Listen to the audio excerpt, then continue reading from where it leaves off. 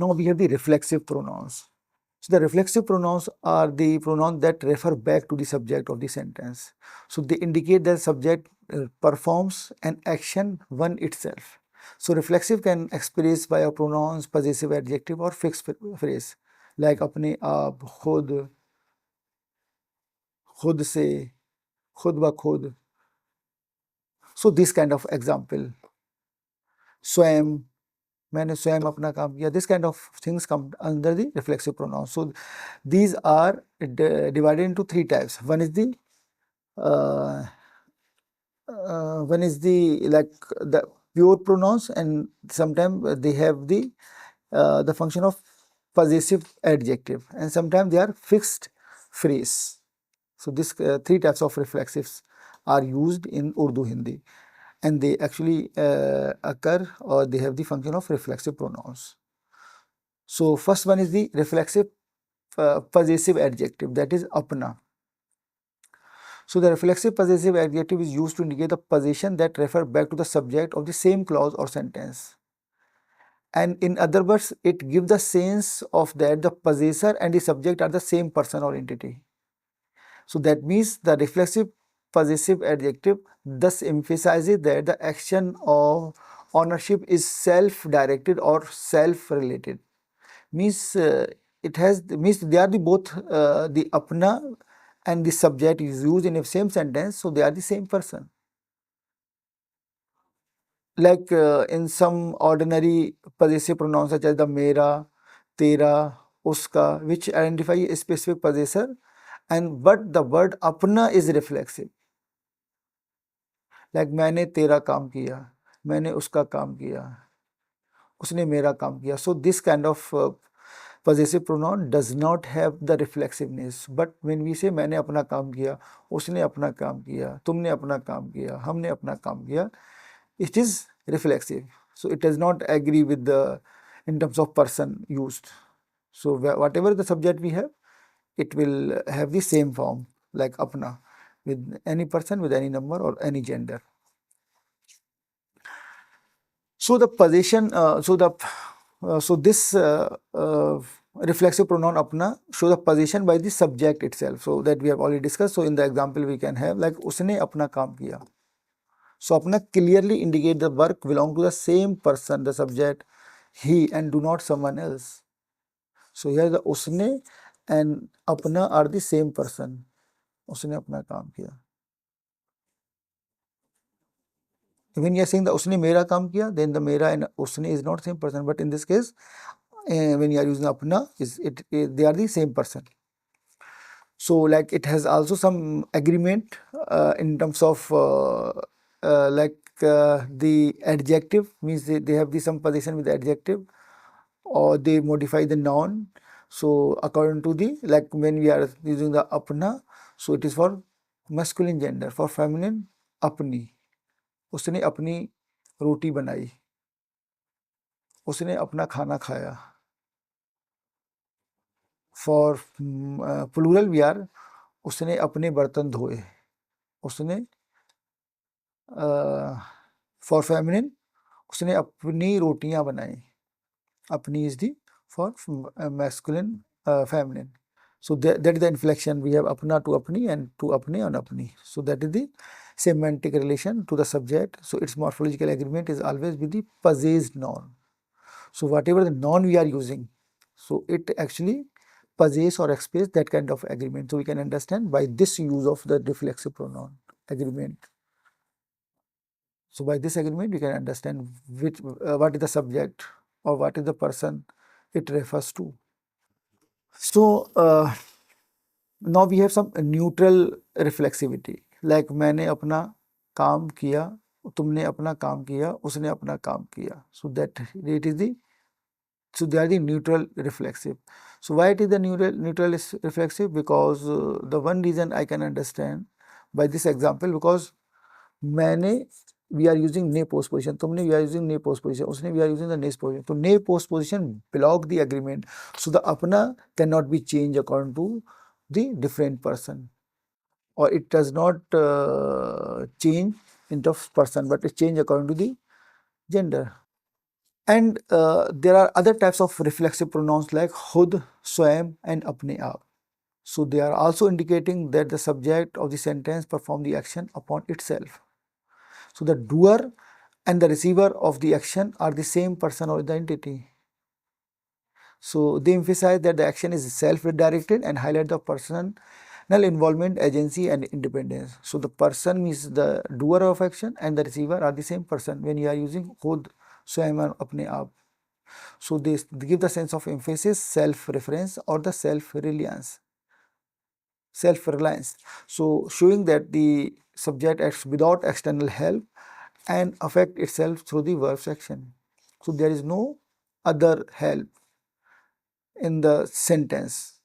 So they are doing their work by itself. So like we have the example of self reflexive pronoun. So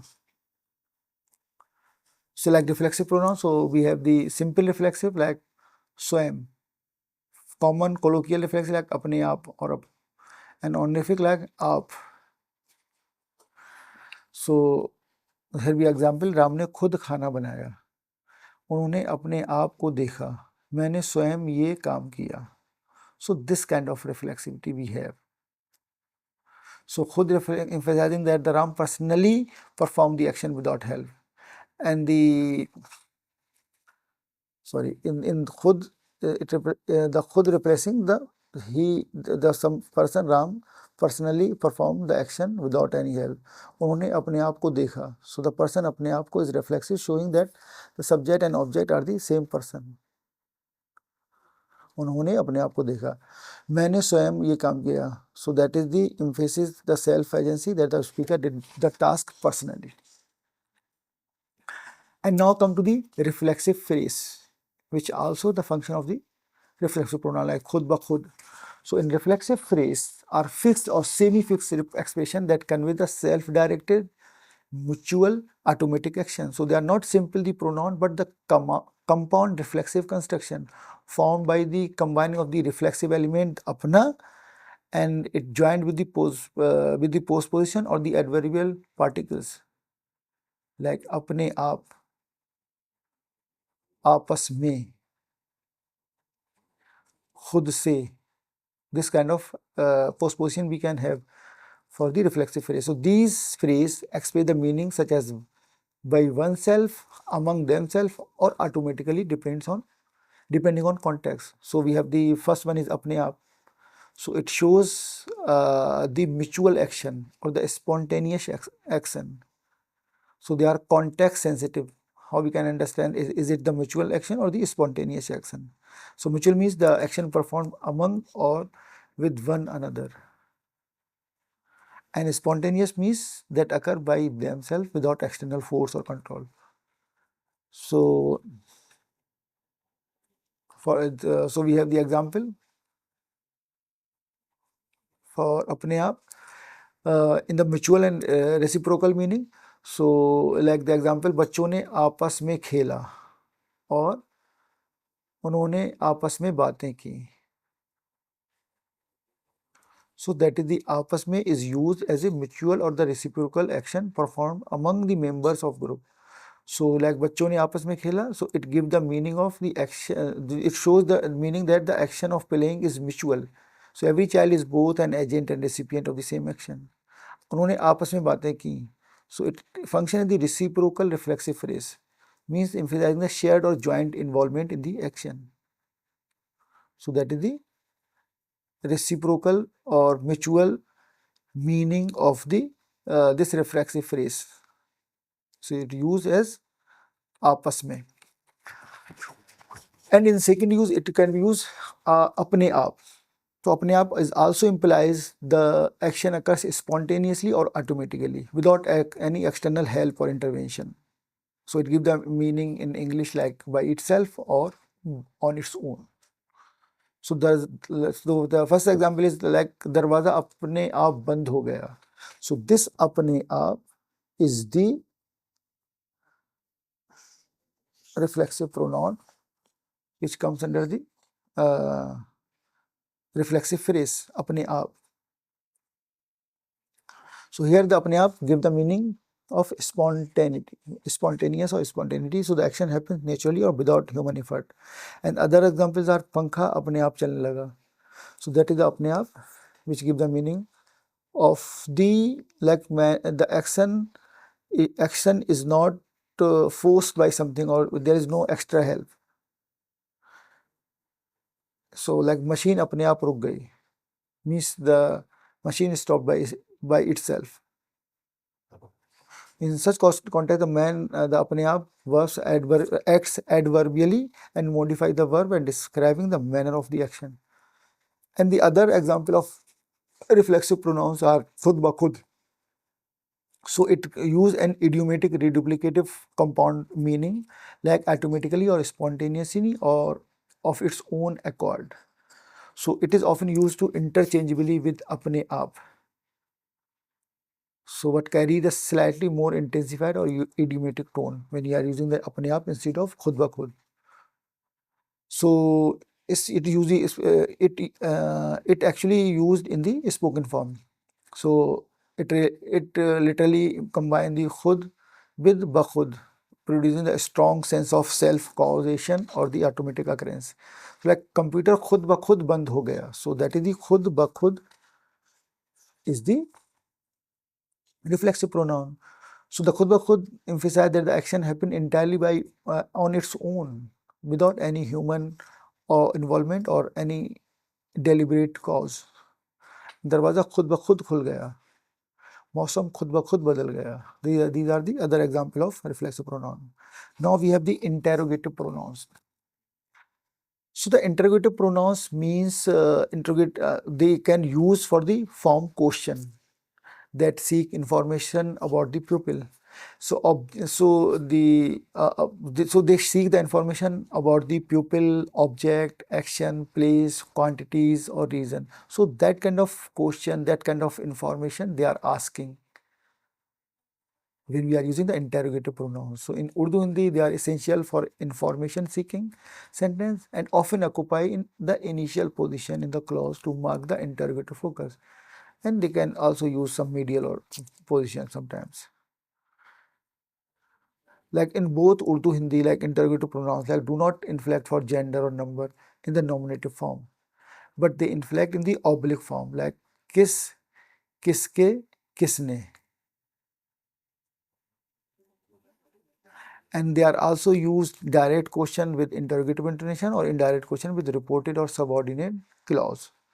So in terms of interrogative intonation, interrogative sentence, they use the direct question. They use for asking the direct question. But in terms of subordinate clause or some reported speech, so they are they are actually asking the indirect question. So they also appear in some exclamatory or the rhetorical context to express the surprise, admiration, or disbelief. So they are the common interrogative pronouns like what, kya. So the function according of so the function to refer to things which to thing, object, or event or action. So it is more general interrogative pronoun often translated as what? ये क्या है? तुम क्या कर रहे हो? क्या तुमने खाना खाया? So sometimes it using in the initial form and sometimes using in the after the medial. ये क्या है? तुम क्या कर रहे हो? So this is it actually refer to the things sometimes object. ये क्या है? It is the object. तुम क्या कर रहे हो? Means action. क्या तुमने खाना खाया? So that is the things that we are using in interrogative pronouns. So that what or the kya is the common interrogative pronouns in Urdu. And second is kaun. So it's used for asking the question about pupil, living being, and it seeks the identification or the clarification of person's name, role, and identity. Like ये कौन है? तुम्हारा दोस्त कौन है? ये कौन है? तुम्हारा दोस्त कौन है? किसने ये काम किया? So this constitutes in the किसने because of the postposition it in the oblique form. किसने ये काम किया? Now we have some indefinite pronouns. So the indefinite pronouns means they refer the non-specific or unidentified or the unknown person or the things or qualities. means it refer to the thing which is non-specific, which is unidentified, which is unknown person. And they are also used when the speaker wishes to refer generally without a specific or exact identity, means inclusively or generally for anything, not with particularly or specifically or exclusively for the person, things, or object. So that is the indefinite pronouns. So unlike the personal pronoun, they point out the definite things like I, you, and she. And demonstrative pronoun, they also point to the specific entity like this and that. But indefinite pronoun express the vagueness, generality, and uncertainty. So they express the vagueness, generality, and uncertainty. So in Urdu, indefinite pronouns are often used derived from the kaun, kya, by addition of the particles such as koi or kuch. So they actually indicate the indefiniteness. So the morphological relationship shows that same interrogative roots can express either a question like kaun and indefinite reference like koi, depending on the context. Means the same thing can be used by kaun and koi. So we have the common indefinite pronoun like koi. So it is used to refer to an unspecified or unknown person, depending on the context. Koi can someone or anyone or even no one in a negative sense. So example है कोई यहाँ है, मैंने किसी से बात की, क्या कोई मेरी मदद कर सकता है? So that is unspecified or unknown person in the indefinite pronoun कोई, किसी, and कोई. We are using kisi because of say, that is the postposition. So kisi is the oblique form for koi.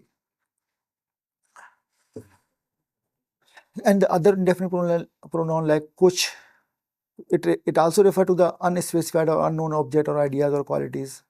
Like मुझे कुछ चाहिए, that is the kuch, which is unspecified. उसने कुछ कहा, क्या तुमने कुछ देखा? So the things is unspecified, unknown object or unknown idea or unknown qualities. And there are other types of indefinite pronoun is kai. It refers an indefinite but plural quantity, means many or several in number. It's like kai log aaye. So it is indefinite, but it is also just giving the sense of plurality. मैंने कई किताबें पढ़ी हैं and कई बार ये हुआ, कई बार ये हुआ है. So this kind of कई, and कई is using for indefinite pronoun, but they are giving the meaning of plurality. Now come to the relative pronoun. So in Urdu we have the relative pronoun jo, which give the meaning of who, which, and that. So it is actually used the pronoun to link the subordinate or the relative clause to the main clause.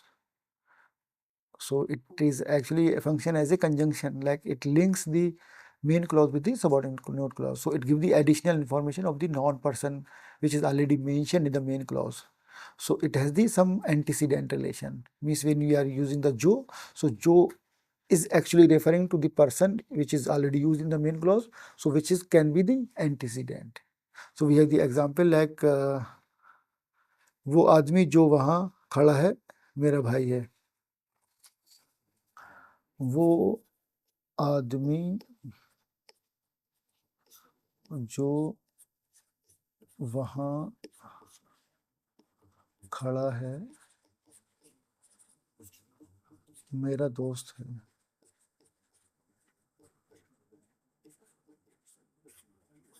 So in this case, वो आदमी, so the जो is actually referring to वो आदमी जो वहाँ खड़ा है. So it actually connect the two sentences, two clause. So it function as the, so here the वो आदमी is the antecedent and जो is the pronoun, or we can say the जो can be the anaphor which is referring to this antecedent.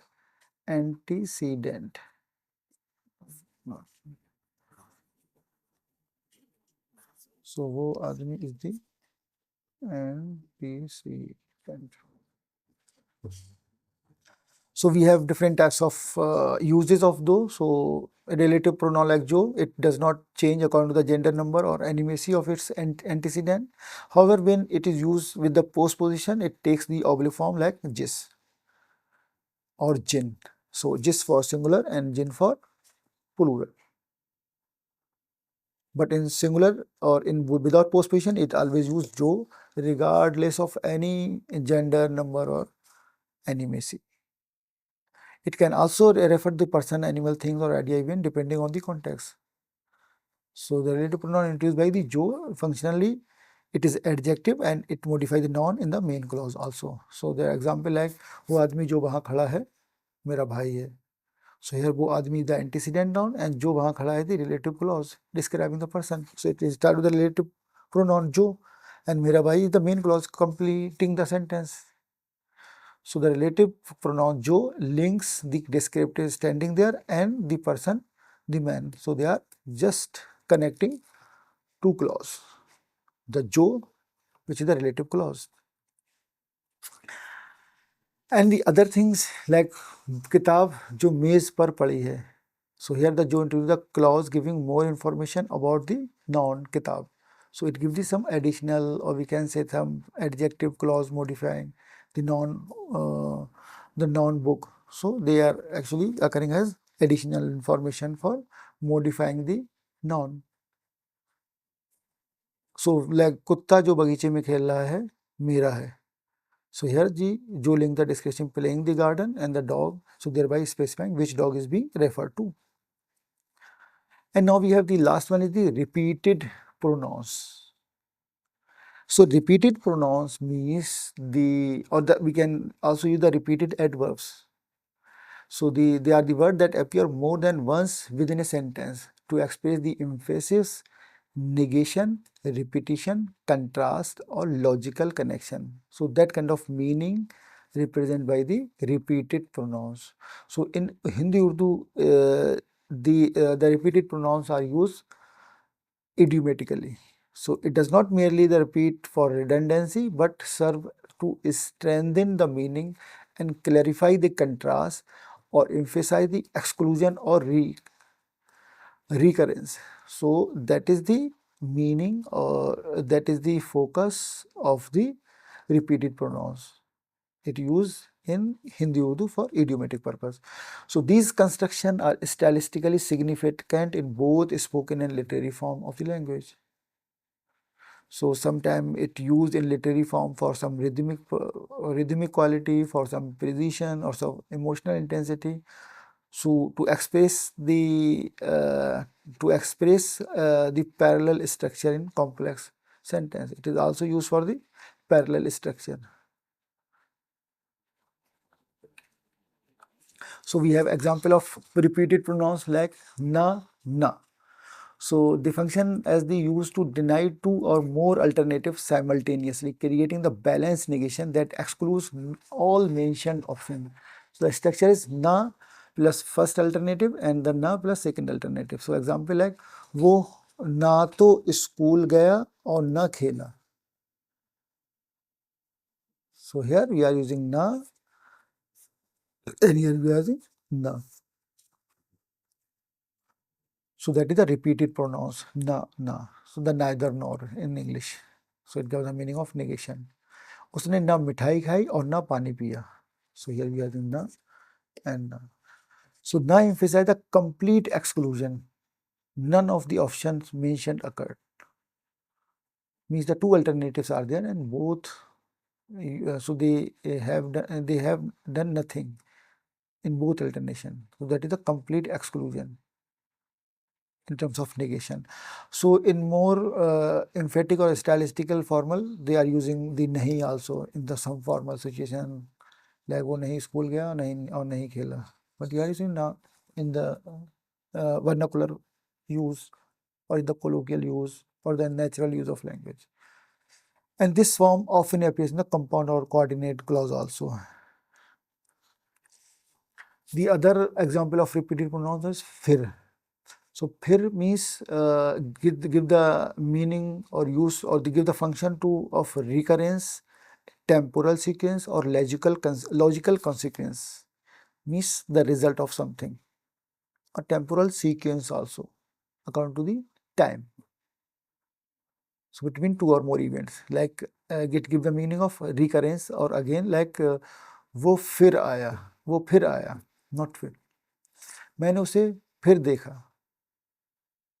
So the explanation is that the adverb फिर convey repetition or renewal of an earlier event. It adds temporal emphasis, often implying the persistence or recurrence.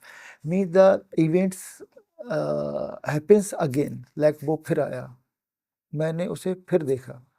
So that is the repetition or the renewal of something, the event which is already happened in the past. And it's also giving the meaning of sequence or the consequences, like उसने काम किया फिर सो गया, उसने खाना, पहले खाना खाओ फिर पढ़ो. So the फिर function as a connective adverb, so linking the two sequential causally related clause. So it shows the progression, transition, or the result. Means that is the logical, sometimes the logical result, sometimes the temporal order. Means some sequence or the consequence. Sometimes the sequence and sometimes it is the consequence of, which in terms of result.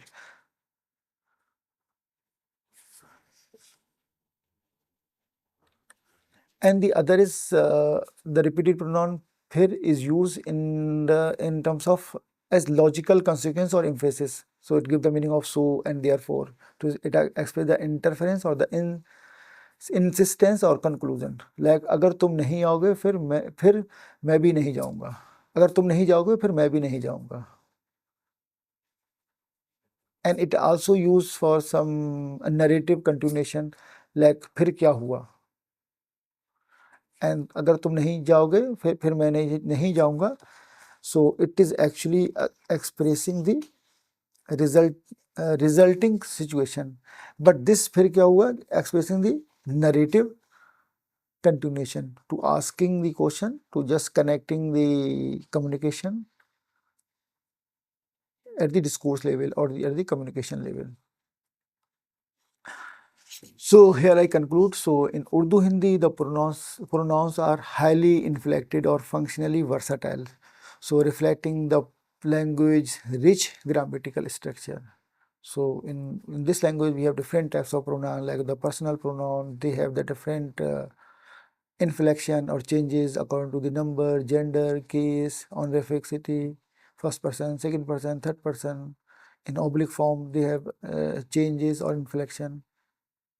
And there are many other types of pronouns in Urdu, like the demonstrative. So they use in proximity for ye, distal for wo.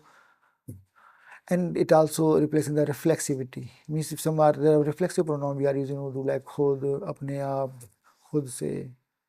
And some are interrogative in terms of question, like kya, kaun, kis. And there are some indefinite pronouns also, which give the non-specific interior, general, like kaun aaya, like kisne, kai. And they are sometimes used as the connecting, like the relative clause, like jo or jis or jine. And sometimes they using in the repeated pronoun, so they give the meaning of negation, repetition. So that means we can say that the pronouns play a pivotal role in sentence formation and meaning. And it is very necessary to understand the uh, pronoun in terms of agreement pattern, and the contextual uses is crucial for fluency and precision in Urdu Hindi. And we understand for second person we have some changes or inflection in terms of honorific status or politeness also, like we are using आप कहाँ थे. So आप is for singular, but we can also use like तुम कहाँ थे for some less formal situation. And with friend and colleague we are just saying that तू कहाँ था या तू क्या कर रहा था.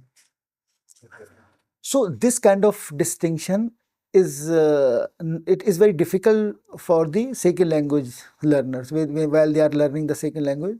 So they are always confused with some honorific status, which form we are using for honorificity, because sometimes they have the problem with agreement. Like when you are saying like tu kahan tha, so when they just replace the tu with aap kahan tha, so it does not agree with aap, because in aap we have the agreement in verb also, aap kahan the. So the is actually used for the plural, but it is also used for the agreement with the honorific pronoun or honorific second person pronoun like aap. So that is the difficulty. And the agreement, so it is actually the agreement. So is the agreement pattern is very difficult while you are learning any second language. So for example, the Arabic language is very rich in agreement. So they agree in every type, in every mode, in every manner. So it is very difficult for agreement in Urdu Hindi also while you are learning the Urdu Hindi as a second language, when the Urdu Hindi is not your first language. So it is very necessary to understand, to just getting mastery in this agreement pattern or in the pronoun for the clarity in communication or efficiency in communication, and sometimes for stylistically appropriateness. We are using these pronouns and the agreement in the pronoun and the inflection in the pronoun. Thank you.